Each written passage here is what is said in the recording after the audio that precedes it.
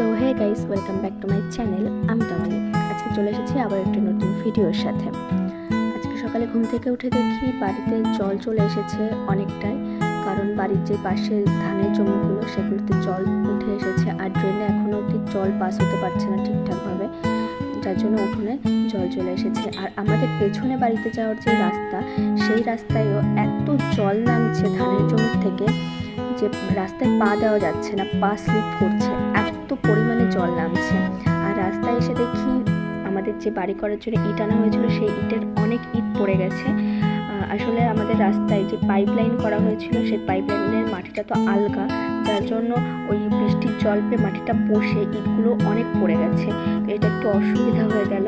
রাস্তার দিকে পড়লে আরও বেশি অসুবিধা হতো, ভালো হয়েছে যে বাড়ির দিকে পড়েছে। কিন্তু যাই হোক, সকালে চারিদিকটা একটু দেখে নিলাম কেমন একটা লাগছে, চারিদিকে জল জল জল, অন্যরকম ফিল হচ্ছে। তো যাই হোক, এই দিকটা তো পুরো বিল হয়ে গেছে, ধানের জমিগুলো পুরো জলে জমে গেছে, কিন্তু অসুবিধা নেই, জল পাস হয়ে যাবে, কারণ ড্রেন থেকে অনবরত জল যাচ্ছে। তো আমি দুপুরে